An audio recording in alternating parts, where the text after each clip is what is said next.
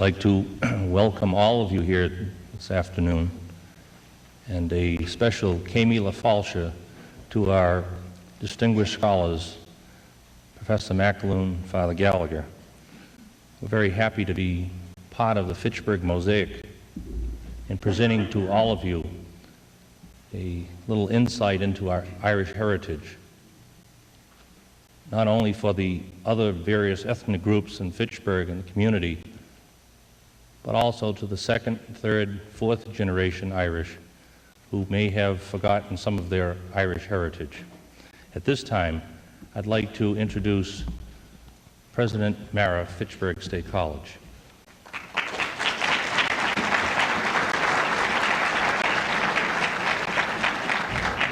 Thank you, Robert. My only responsibility is to wish everybody in the audience a delightful welcome to the college.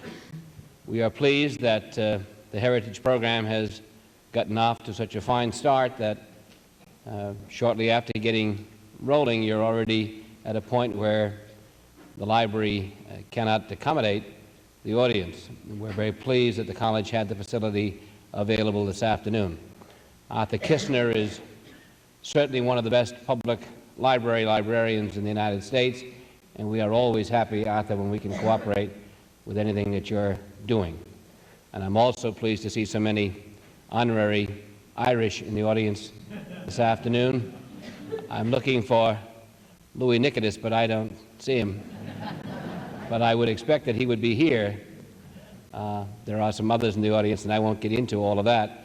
But it is particularly pleasant for us at the college to have you here this afternoon because of the relationship that the college has played with this ethnic studies activity.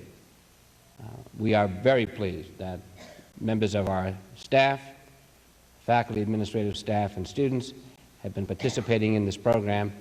We hope that those of you who continue to participate in all of the series will continue to appreciate the relationship that the college continues to try to develop with our community. Thank you again for coming this afternoon. We're glad to have you today, and Arthur, for any others that you need to come.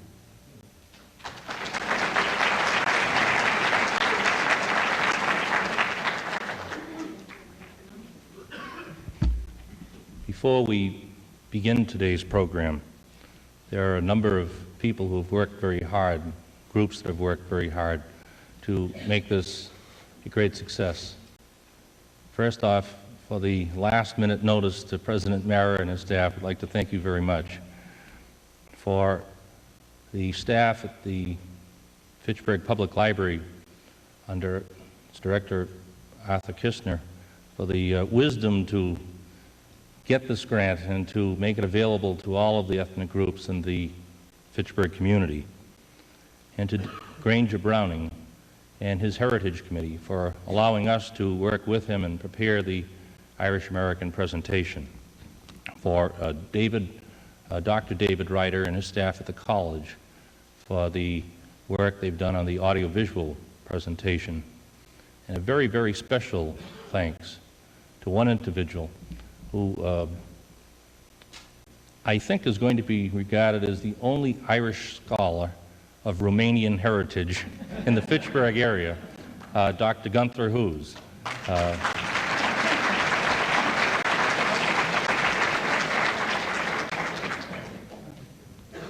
And not least, the Irish American Committee, who worked for the last 4 or 5 months helping and advising Gunther Hughes and some of the staff from the Heritage Committee in the preparation of this afternoon's program.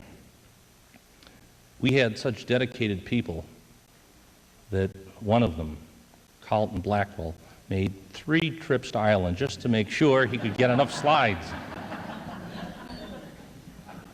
We have another fellow named Jim Cleary, who has, in the last few months, listened to every known Irish recording on record just so we could get enough Irish music for the presentation.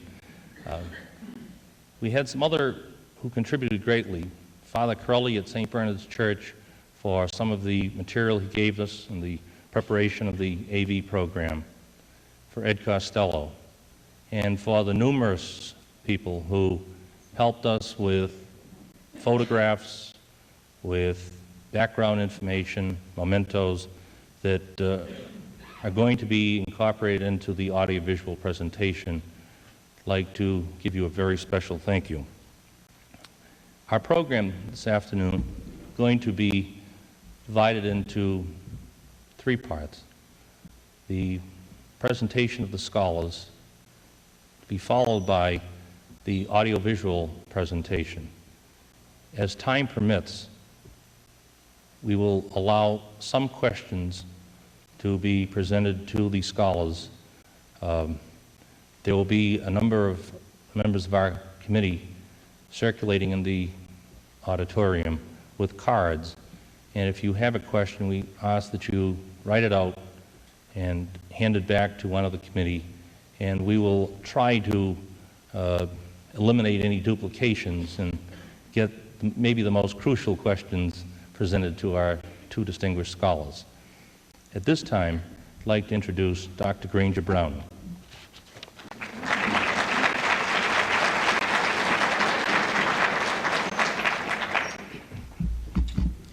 To President Mara, the president of the college, Bob O'Connell, chairman, and to all members of the Irish American Committee, and to all of you, the devotees of the Ethnic Heritage Series.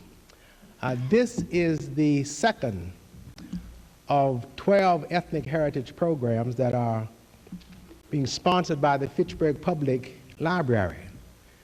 The first was presented just 1 month ago, February 21st, by the Franco-American Committee. And at that time, the committee presented Dr. Claire Quintal, who is the director of the French Institute at Assumption College. And Dr. Quintal greatly increased our appreciation of the Franco-American culture.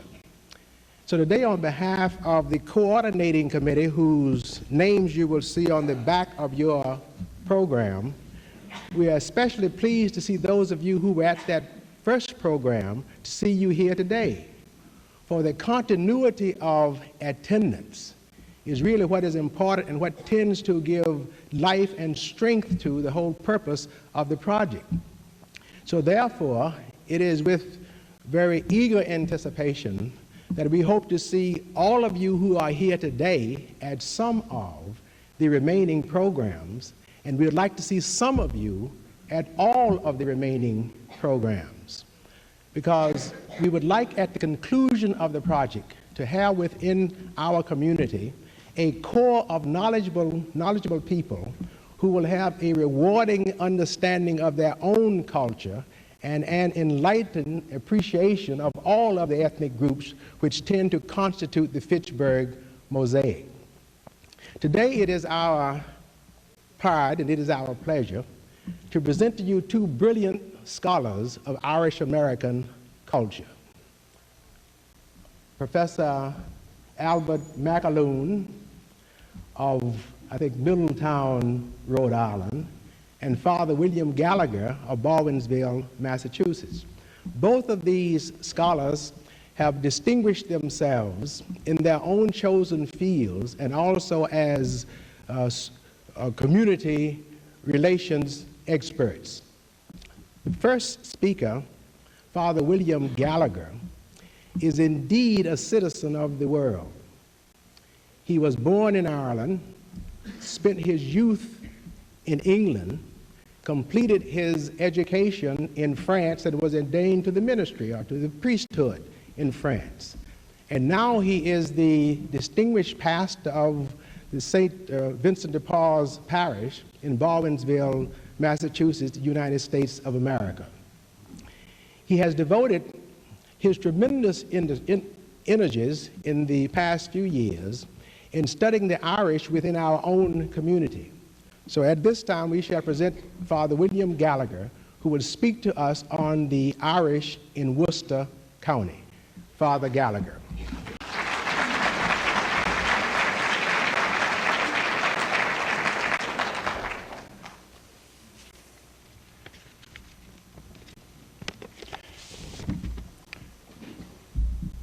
President Mara, Dr. Browning and members of the Coordinating Committee, Bob O'Connell and members of the Fitchburg Irish Society and the Fitchburg Irish, let's have it, the Irish American Committee of this Fitchburg Mosaic. And ladies and gentlemen, I'm very pleased to be with you and to talk about the Irish who came here to Worcester County. Well, first of all, before I talk about the Irish who came to Worcester County, let's talk about those who came and where they came from. Now, different ethnic elements contributed to the making up of the Irish nation as we know it throughout the centuries and as we know it today. By far the most important element were the people of Celtic race and culture who inhabited the entire island for centuries all by themselves until shortly before the year 1000 AD. At that time, invaders from Scandinavia came to Ireland and they settled here and there along its coasts, on its river mouths, and on some of its fertile valleys. These were the people who founded the principal Irish ports of Cork, Waterford, Dublin, Limerick, and so forth. They settled along the coast mainly along this coast here, not very much up the north. And here also, in this area here. These were followed in the 12th, 13th and 14th centuries by people who came from England and who settled mainly in the east and in the southeast.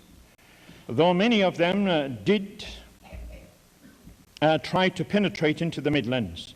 These were the people of Norman, English, and Welsh origin. And they developed and expanded the towns and cities founded by the Danes and the Scandinavians. Irish people of Celtic stock came from the interior and mingled with them. However, the towns and cities along the coasts of Ireland were never really Celtic in nature. They were always, and they are still today, more non-Celtic aspects about the Irish urban life than about life in the Irish countryside or life in the inland parts of Ireland generally. So the English settled along here, mostly along here, where all the rich land is, of course, and they tried to settle up here, but didn't very well succeed. They tried to penetrate inland, but it was mainly along here that the people of Norman, English, and Welsh origin settled. English became the language spoken by the leading people in all the Irish cities and towns from the 12th and 13th centuries onwards. Although many could and did speak Gaelic, Gaelic, however, never became the dominant tongue in the large ports and in the large cities and towns of Ireland. The last part of Ireland to be dominated and controlled by the English was the province of Ulster.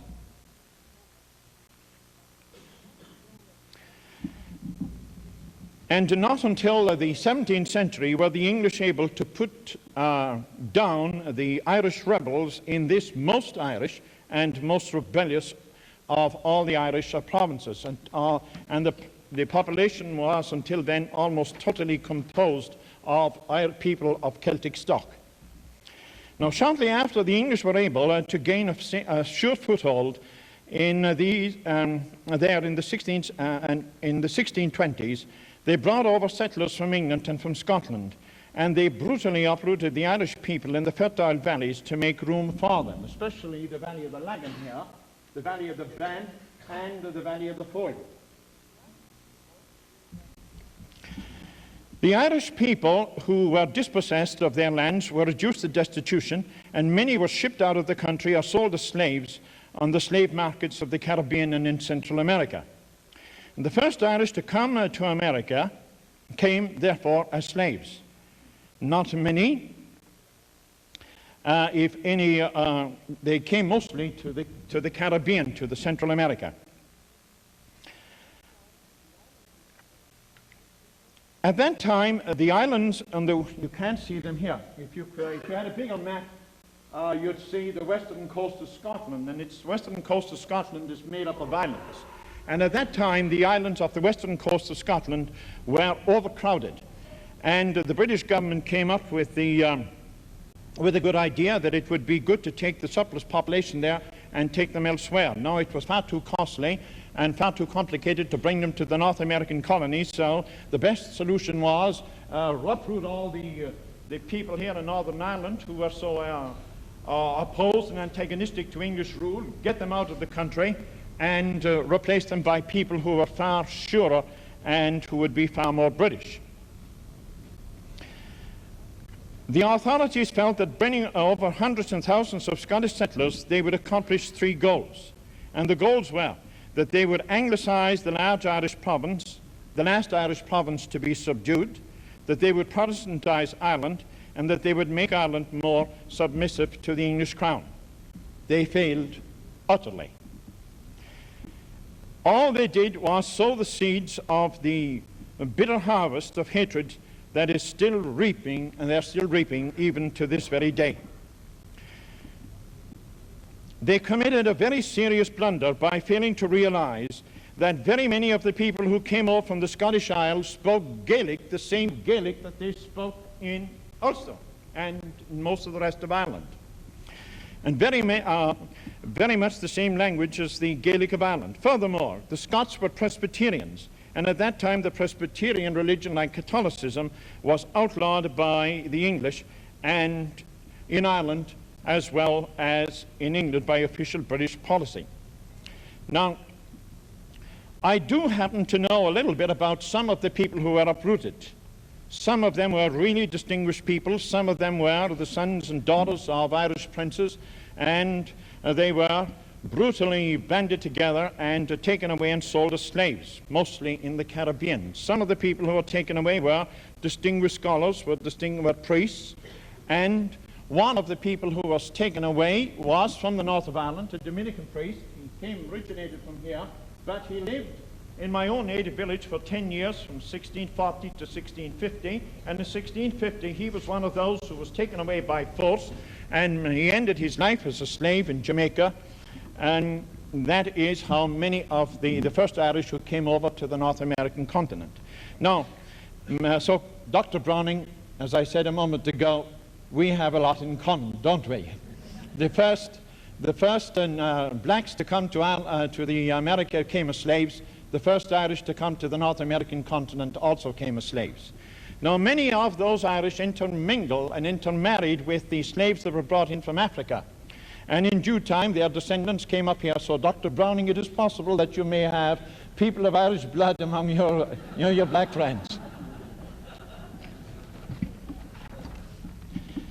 In due time, 2 or 3 generations later, the Presbyterian Gaelic-speaking Scots and the Catholic Gaelic-speaking people in the Northern Ireland banded together against the English in Ulster and, as you know very well, against the English in the North American colonies. When the American Revolution succeeded, many young men in Ulster decided it was time to bring, and I quote their words, the advantages of the newly founded North American Republic to Ireland to be enjoyed by all Irishmen, whether Protestant, Catholic, or dissenter. That was the beginning of the Irish Republican movement, which was begun in the town of Dungannon in Northern Ireland, and it was founded by Presbyterians, and many of the most active people in it were sons of Presbyterian ministers. Now, you know the inheritor of this organization, the United Irishmen, that was founded. It's the Irish Republican movement and the Irish Republican parties down to the present age, and the IRA in Ireland today, very justifiably, you can't deny it, claim that this is their roots, that is their origin. Now, the fact that the Scots-Irish and the Presbyterian Irish in the north of Ireland and the Irish Catholics in the north of Ireland got along so well, that was a tremendous disappointment for the British. And so the British tried to break it up later, but that's another story. We cannot go into it now. But I will conclude my introductory remarks by saying, very often you'll hear that the 20th century is the ecumenical age. Don't believe it. In 1781, the first Catholic church to be built in the city of Belfast was built on Presbyterian land with Presbyterian money, and 200 Presbyterians and 43 Presbyterian ministers were there at the opening of that church. So the Irish, north and south, got on very well together until and before their harmony was disrupted by a foreign interfering hand. Now, this will give you an idea now of yes, most of the rest of the island is made up of people of Celtic stock. Now, up to and to a large degree for some time after the American War of Independence, it was impossible for inhabitants of the British Isles to immigrate to Britain's North American colonies without some form of official sanction and without the call and approval of the established communities over here. The first large departure of people from Ireland to what is now the United States occurred in 1713. That was the year when the war that raged at that time between England and France came to an end. And during that war, it was not at all easy for the authorities in London or for the authorities in the colonial capitals over here in America to provide protection for the newly founded settlements in the north, to the north and west of Boston, New York, and Philadelphia. With the end of the hostilities, the authorities were able to send help. Various attempts were made to found settlements in the Worcester area, around about what is now the city of Worcester, in the first years of the 18th century. But all had to be abandoned because the communities were small, families were few, and they had little or no protection against hostile Indians. But the insecurity came to an end with the cessation of war between England and France. And at that time, there was one very enterprising gentleman at the governor's office in Boston. His name was Samuel Maverick, an Englishman naturally, and he came up with this excellent idea, and I quote, the surplus and tough population of Ulster should be lured to New England in return for the promise of grants. And the royal authorities gave official recognition and approval to this scheme. Now, in 1718, the first settlers from Ulster arrived in Boston, and they were rushed immediately into the interior. In the fall of that year, the first Irish from Ulster arrived in Worcester. They numbered about 200, or about 50 families. Even though they were different in many ways to the 200 or so people of English origin living in Worcester at that time, different in language, customs, culture, and religion, they were warmly received, and they assured Worcester's survival as a permanent settlement. Later, other Ulster people arrived in what are now Rutland, Grafton, Leicester, and Hopkinton, assuring once again the survival of these settlements. Were they thanked by the settlers of English origin? Yes, at the beginning. And as long as there was an Indian danger, the English were very glad to have them. However, when the Indians no longer constituted a serious threat, the attitude of the English changed. Cultural differences and the building up of a Presbyterian church by Orangemen in what is now Lincoln Street in Worcester was regarded as serious dangers to the Puritan ideals of a homogeneous community, and so a mob assembled around the Presbyterian church in Lincoln Street, dismantled it and burned it to the ground. And the village leaders instructed the Ulstermen to either conform or go elsewhere. Some left rather than be ruled by Englishmen, but a few others elected to stay, and they conformed only to a minor degree, because there are records still available showing that Ulstermen were constantly petitioning the selectmen to put an end to the tithe tax, to which they objected and they didn't want to pay it. Those who left went further afield and began such other settlements as Warren, Pelham, Blandford, and Goraine. It would appear that they kept alive their distrust of the English for several generations, and when the American War of Independence took place, they were foremost among the patriots, and they joined Washington's army in great numbers. They and other Irishmen of Ulster origin, or Irishmen coming from other Irish provinces, acquitted themselves so well in the Continental Army that a distinguished member of the British House of Commons stated in Parliament, and I quote, "America has been lost because of the Irish." And President Kennedy quoted that in the Irish Parliament when he was privileged to address the joint session of the Irish Parliament. Many of the first presidents and the vice presidents of the United States were sons and daughters of these immigrants from Ulster. Some of these people kept up their warlike and rebellious ways, even when the war with England was over, because a member of the Pelham community with the good Irish name of Daniel Shea wasn't going to end up his life as a rebel if he hadn't the English to fight with. He decided to fight to the authorities in Boston. And so we have today Daniel Shea's Highway, which begins in Atholl and goes all the way as far as Belchertown. There was little or no immigration from Ireland to America during the American War of Independence and during the Napoleonic Wars. But in 1816, a new wave of Irish arrivals began to come to North America. Two groups were involved in this movement.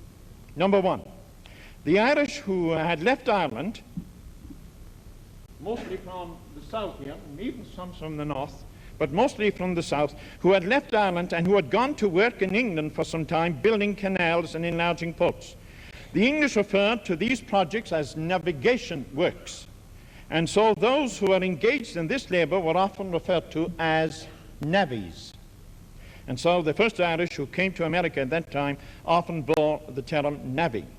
And then the second category were the sons of a Catholic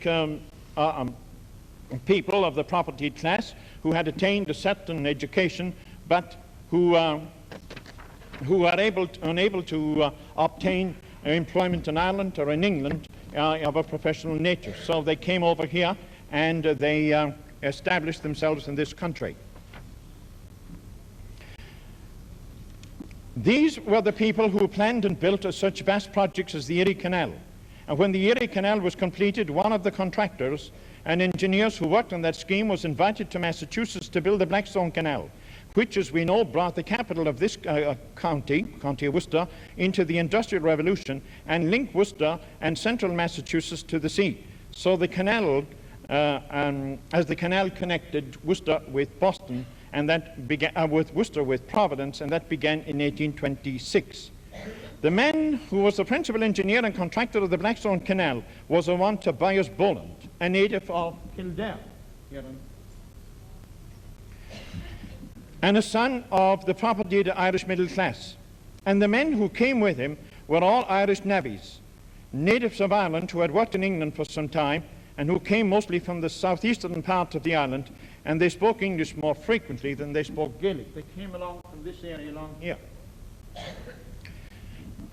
Boland was succeeded so well that he was received several times at the White House, and he was decorated by 3 American presidents for the great work that he did for the Irish for the United States. Earlier than 1926, the newly founded North American Republic began to organize its own navy, and Newport, Rhode Island was chosen to be one of the principal bases, and workers were recruited in Ireland to build at that base. And that was at the end of the 18th and at the beginning of the 19th centuries. And a descendant of these pioneers is with us today, the next speaker, Dr. Albert Mcallen. When the first Irish came to Worcester in 1826 to bring central Massachusetts into the industrial age, they were received in much the same way as the Irish who came to Worcester a century earlier. They were not permitted to live in the town, not even to enter there. And they had to build up a community of their own to the east of the town limits in what is now Washington Square and Shrewsbury Street. They lost no time in setting up what was soon to become Worcester's first high school. And the wife of Tobias Boland was the first of its many teachers. A few years later, Boland bought land to the south of the town and donated it to the Diocese of Boston so that an institute of higher learning could be started in Worcester, and this eventually blossomed out into Worcester's the first college in Massachusetts outside of Boston, the present-day Holy Cross College. As soon as the Blackstone Canal was built and operating, and as soon as the Irish community in Worcester began to expand and grow, they found themselves very much in demand for the execution of further projects to develop and industrialize Massachusetts. Now, Massachusetts and the United States generally could not be developed without the most modern means of communication and transport, and the most modern at that time, naturally, were the railroads. And now we come to the northern and western part of Massachusetts, which the Irish helped considerably to industrialize and to develop. first of all by the building of railroads, and then by the building of factories, and by working in these same factories after they were built and operating. Workers from Ireland came to Lons, Lowell, Fitchburg, Gallagher, Athol, Greenfield before the Great Famine of 1846 and 1847. But their numbers increased tremendously after the famine, and they came to live with the Irish who were already here. Our others were brought over by the industry, so who recruited help in Ireland and who hired them shortly after they landed here. Most of these came from the Gaelic-speaking areas, right along here. And they came largely from the southwest, from the west, and from the northwest. And they came also from the Midland counties. Many of them had some knowledge of English as well.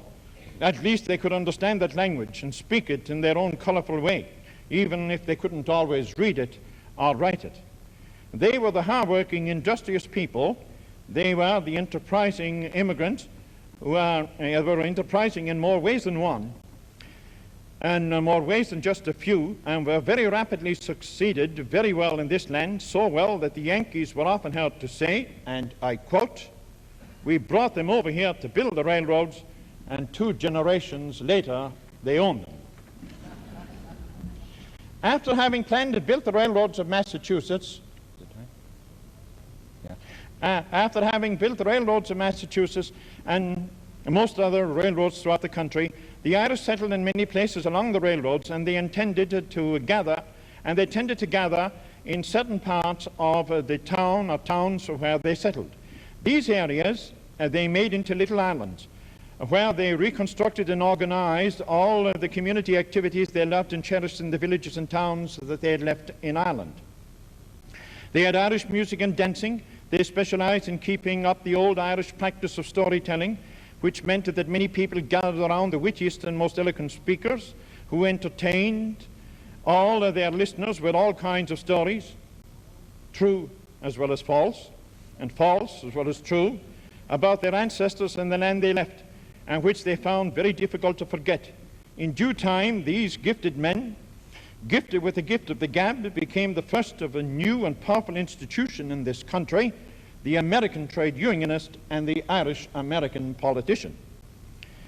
Finally, they went to great pains and they made many sacrifices to build up their own centers of worship, which they often called after the Irish saints, and they were known to walk several miles on Sunday morning to be present at Mass in these churches, and so as to have God's blessing on their work and on their families from week to week. These Irish communities and these Irish areas in very many English New England towns and villages got to be known as the Patch. Is the word Irish or of Yankee origin? I have never been able to ascertain. Maybe somebody could enlighten me here today. It would be very interesting to read through what has come down to us concerning life in one of these areas that bore the name of the Patch. But we don't have time to go into that today. That is another matter. One aspect, however, must not be omitted. The Irish down through the centuries, even down through the millenniums, have always been extremely proud of their respective localities or of their counties of origin. And so they tended to gather together as courtmen, Kerrymen, Galwaymen, etc., and to act as if their particular county was the very, very best in Ireland, as the best that Ireland has ever known. This naturally gave rise occasionally to rivalry and even to friction. But all divisions disappeared on St. Patrick's Day, the national Irish holiday, when all got together to honor the Apostle of Ireland and to celebrate the ancient Irish traditions. It was not always possible to celebrate the 17th of March openly with a Jew festivity when they were on Irish soil.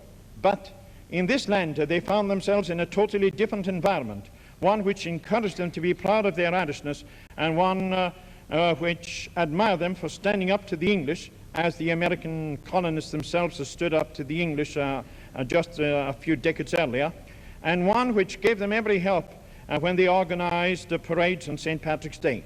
Incidentally, the first big St. Patrick's Day parade ever organized in this country, and for that matter anywhere in the world, took place in the city of New York in 1790 and was organized by the Friendly Sons of St. Patrick, as an association composed at that time of almost exclusively of Presbyterian Irish from Ulster.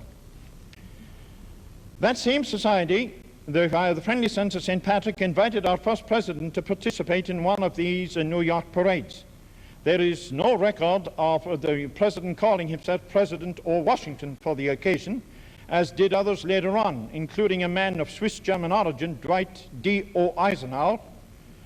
Ike, no doubt, acted in this way so as to capture as many Irish votes as he could at election time. All the other Irish immigrants to the United States kept up their respective national festivals and cultural celebrations, and Americans generally gave every encouragement possible to all the ethnic elements. Still, when one reflects on all these celebrations today, there is none that receives so much attention from the Americans of all ethnic origins as does St. Patrick's Day. Visitors from Ireland are very agreeably surprised at seeing so many Americans displaying so much interest in the celebration of St. Patrick's Day over here in this country. It is true that they are very often shocked at a lot of the buffoonery that goes on that occasion in so many parts of the United States. But still, they are very, very pleased to see so many people taking the Irish to heart and making them their own. But that is another story. We can't go into that now. As we have seen, every year on St. Patrick's Day, there is more ample proof that Americans generally took the Irish very well to heart. And that was true time and again throughout the long history of America. The Irish are very well aware of this, and that is why they invite all Americans to participate with them in their gratitude to God on St. Patrick's Day for all that they have received from the American people and from all that they have acquired on this blessed land. The only foreign dignitary ever to be accorded, and with this quotation from him now I will conclude, the only foreign dignitary ever to be accorded the honor of addressing a joint session of the Irish Parliament was President Kennedy. His speech on that occasion was a masterpiece. I would advise all of you to get it and to read it. It is possibly the best summary of Irish history that you could ever find. And I will conclude with one sentence from that marvelous, eloquent speech. That speech was so marvelous and so eloquent, and not only was it applauded several times, but he had the entire audience crying. And I will conclude with one beautiful sentence from that speech. I salute Ireland, the oldest of civilization, one of the oldest of civilizations, and one of the youngest of nations, the first of the many countries to achieve their freedom in this age. And I am so happy that no other land contributed so much as did my nation, the nation I represent, and whose gratitude and admiration, love, and gratitude I convey to you, and through you, to the people of Ireland, from your admiring friends in the United States.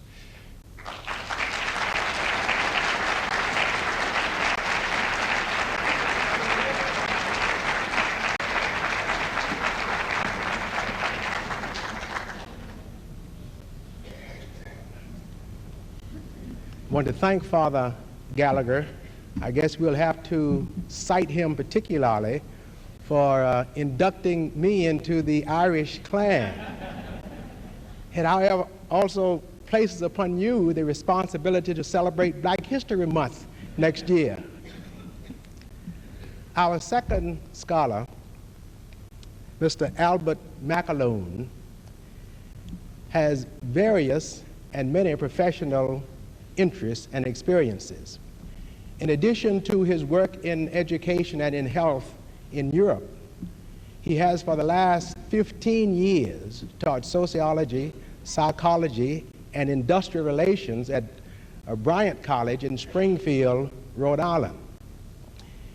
His major interests and skills remain, however, in Celtic history, particularly as it relates to the United States and to Ireland.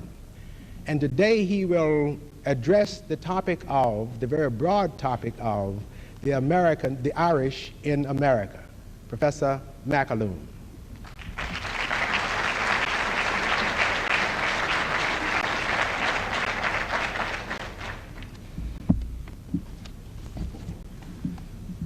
Dr. Browning, Mr. O'Connell, Dr. and Mrs. O'Mara, ladies and gentlemen, The title of my talk, The Irish in America, is an extremely broad and deep one that I cannot cover in 20 minutes, as you know. So I'm going to highlight some of the eras and the people who gave meaning to the new country, which they found so enjoyable, and at other times which they found such a challenge to their ingenuity.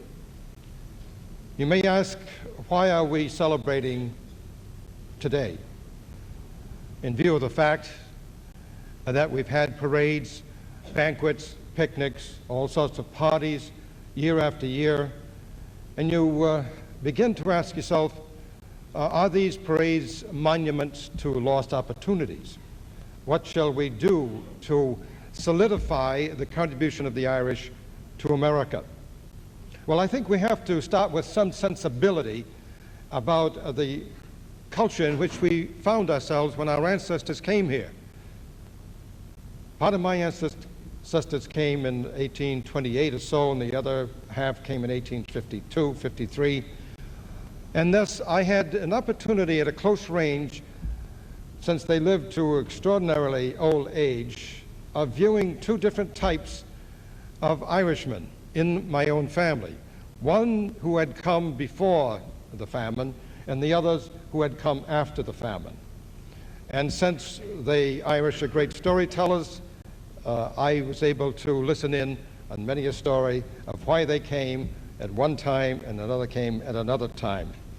And it opened up to me, as I grew and studied, a concept, an appreciation of a culture that I certainly wouldn't have had if I didn't have that type of ancestry. Now, I realize that the Irish are accused of being prisoners of history, and that we cannot get away from our history, and we are imprisoned by our history, which leaves us at a disadvantage with other ethnic groups.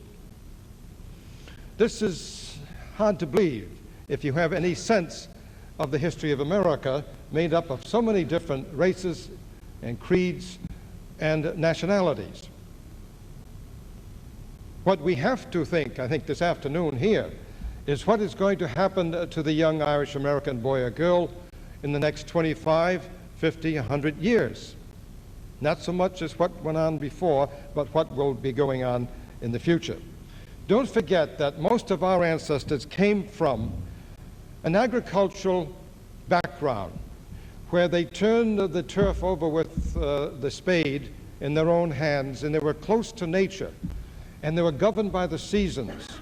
And thus, out of this developed for those who did any thinking, since they didn't have much opportunity for education of any formal height, a closeness with what today we would call naturalism.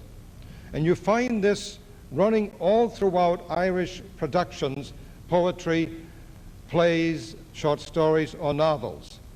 There is a very close relationship with metaphysics and naturalism that sometimes you wonder how they worked in concepts of Christianity. And then you perhaps begin to think for yourself and say that much of Christianity must be understood as the fulfillment of a natural order, so that they're not so far off from what may be a catechetical view of one's Christian religion. The people who came to the United States previous to the Revolution, roughly from 1600 to 1800, came due to economic exploitation and in search of more political freedom. Most of them were not Catholic, they were Presbyterian, a few Methodists, and a few Catholics. They were known in the colonies as early as 1607 in Jamestown, Virginia.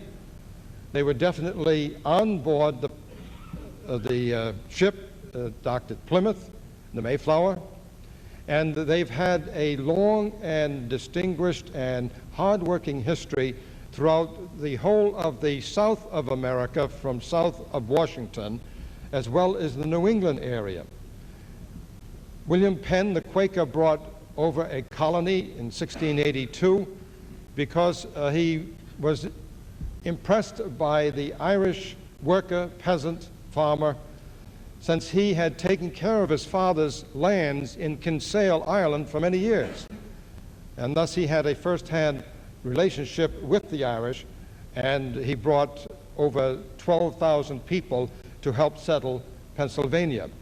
You've had similar colonizations taking place in New York State, up the Hudson Valley, under the auspices of Governor Dongan, who was from Kildare, I believe, as well as later on colonization of the Middle West, Minnesota and Wisconsin, under the leadership of Archbishop John Ireland. These colonies are still extant today in Minnesota under their certain names. I've forgotten the exact names as of the moment, but if you go to Minnesota, you will find townships that were named for these colonies brought over by Archbishop Ireland in the 1880s and 1890s. What did the Irish bring with them that Ireland couldn't make use of? Well, one was a sense ability that I have a right to be alive, and that I am not going to die at an early age due to an oppressive government.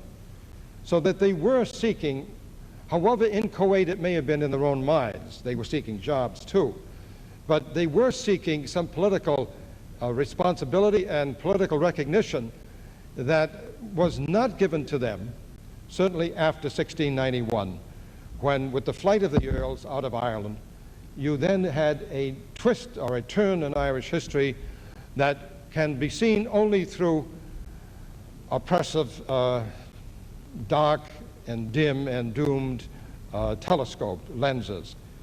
The Irish were aware of that, and they sought the first opportunity to take advantage of any opportunities to overcome it.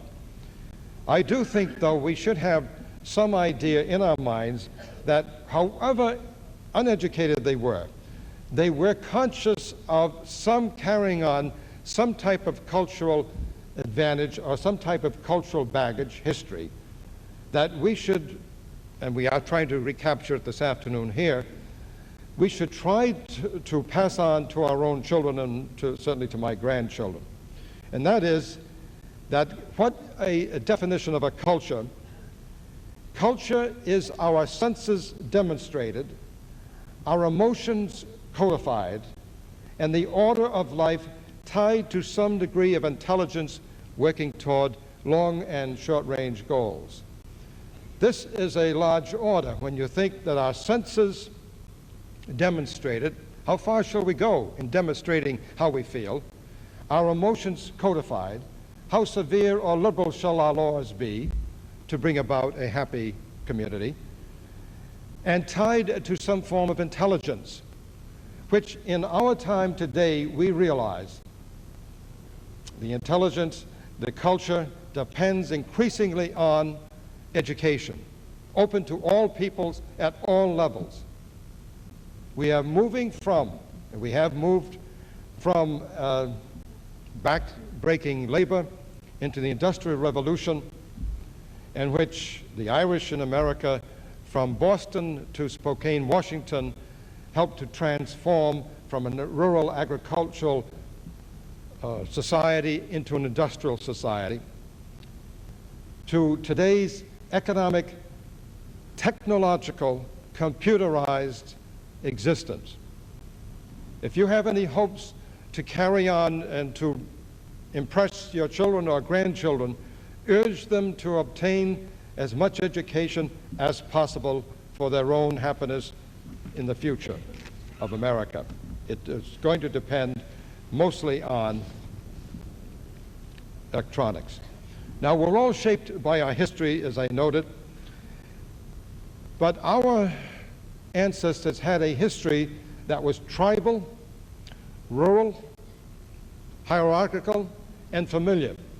And they were thrown into a situation in Canada and in America that was impersonal, tending toward egalitarianism under a democratic political system, though the hierarchical structure remained within the church system.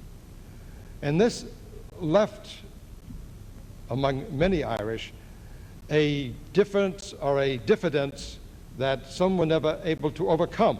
That is, they were never able to understand the political democratic work of Bishop John England of South Carolina, or the democratic work, ecumenical work of Archbishop John Ireland in 1890, 1900. They were not able to grasp that because many of their teachers had not grasped it either. It took a long time for this hierarchical structure to merge into what today we call the American way of life. We're all touched by the culture in which we live. We're all influenced by modern communications, which you see on your right or left. We cannot escape that psychology. We are formed by it. We use television as a babysitter often for our children. If you do, it's a great risk, friends. Don't chance it anymore. You better see what's coming on Saturday mornings, but that's an aside. Just to be aware that this is a technique, this is a technical improvement in the area of communication. Now, the Irish are known as great talkers, and you don't have to kiss the Blarney Stone to know that. The best work, because this has brought them into a considerable amount of trouble as well as a considerable amount of notoriety and recognition through their books, the best work of explaining the Irish American and his or her attitude toward language is done by a Jewish graduate of the University of Chicago and published by the University of Notre Dame's Press, Edward Levine, and I urge you to read it. If you want to understand the place of the Irish in the political system of America, especially after they obtained the franchise, and notably after 1900, when their place in the cities, and the cities, of course, were still not the predominant voting influence in America at 1900. The rural areas were. But after 1900, the cities began to take over in terms of sending people to the legislature, the Congress, and the town halls. And the Irish went into their element in politics. One was because they had a knowledge of the English language. Unlike other ethnic groups, they did not have to learn a new language. And this is something we should always keep in mind. Because now as other ethnic groups, second, third, and fourth generations begin to catch up, so to speak, and take their place in state legislatures and in business and in banking and in education, and they are, we should realize that our opportunity 80 years ago was fortuitous and certainly not planned that way by those who forced us to speak the English language. We took something and made a better thing out of it. And the great language that came out of the Anglo-Irish combination through the 19th century and 20th century playwrights, short story writers, and poets, some of whom are still living, will give you some idea of the power of the word coming out of the Irish culture. Now, after 1900, it was an Irish-American culture. 1900, the second generation Irish born, say, here in Fitchburg, Brooklyn, New York, Omaha, San Francisco, Los Angeles, you would find wondering, what have I got to celebrate? You see, I'm moving, and I have moved from my own studies beyond a simple parade. I'm moving into, I hope, that groups such as yourselves and myself, living on the fruits of a Eugene O'Neill, a James T. Farrell, a J.F. Powers in literature, and the playwrights, local playwrights as well as the political figures, will have something to give to my grandchildren, and hopefully that I will too also. And thus, I want them to realize that if they're going to speak, they have to understand that when the Irish spoke in courts of law with antagonistic judges, they had to speak a language that preserved their lives and their property against an unfair, oppressive political system. There are a few people in the United States of Irish American background who stand out for various and sundry reasons, and I can only cite them in passing, since time is running short. One I would urge you to read up on, and because he's almost forgotten, and that's the former Supreme Court Justice Frank Murphy, former governor of Michigan, former mayor of Detroit, a remarkable person who deserves our knowledge and deserves to be emulated. He came upon the scene in 1930 at the beginning of the Depression.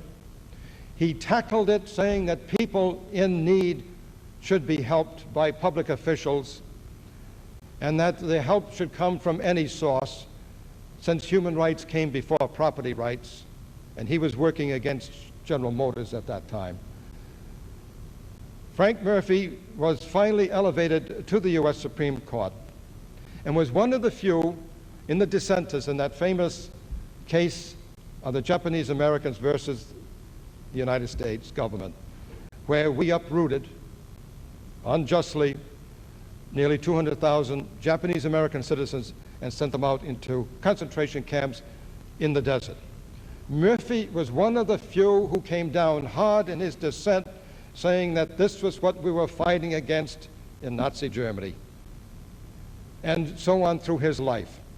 You can find him always upholding human rights, and his criticism, the criticism leveled at him, and in public life you'll get plenty of it, was that he was too concerned with human rights. He died in 1952 or 53, so you can see how far ahead. If he's speaking of the preeminence of human rights in the 1940s and the 30s, how far ahead he was. The other is a man named Eugene, that America has to develop mystics and storytellers that we depend on so much when we pick up Irish-born writers. I would ask you to be concerned about a man named Bishop John England of Savannah, South Carolina, or Charleston, South Carolina, in the early 1800s, who brought about, as much as he could in those days, a democratic attitude that today we'd call parish councils in the church. I would ask you to remember Archbishop Ireland of St. Paul, Minnesota, who did so much to bring the Irish and help them become Americans. He was 50 years ahead of any ecumenical movement in the United States. And last, I would ask you one question. Why not, each one of us here, and those that you can influence, why not think and dream and act upon all that which might have been today, now? Thank you very much.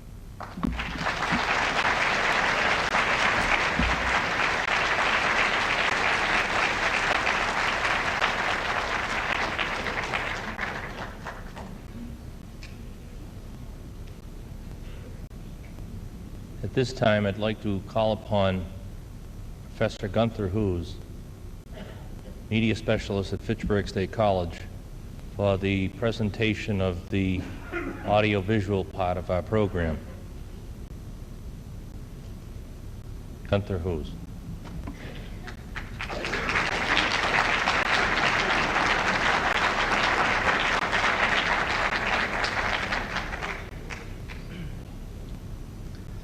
Thank you very much.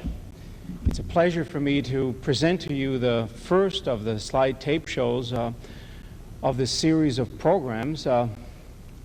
If you're Irish, you'll be glad to know that next week I'm cleaning out my living room and giving you back all your hundreds of photographs and artifacts and old books and documents that you've probably considered lost for the last 2 months.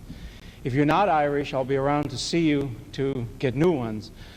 We've begun work on the French show, and I've done a little bit work on the Finnish show, and if we're going to keep to the schedule of producing 12 more of these programs by October 1983, we really have to get cracking. And my only comment to you today is please pay attention to the show and note all of the wonderful old photographs that have turned up in the community, and search your attics, and I'll be around.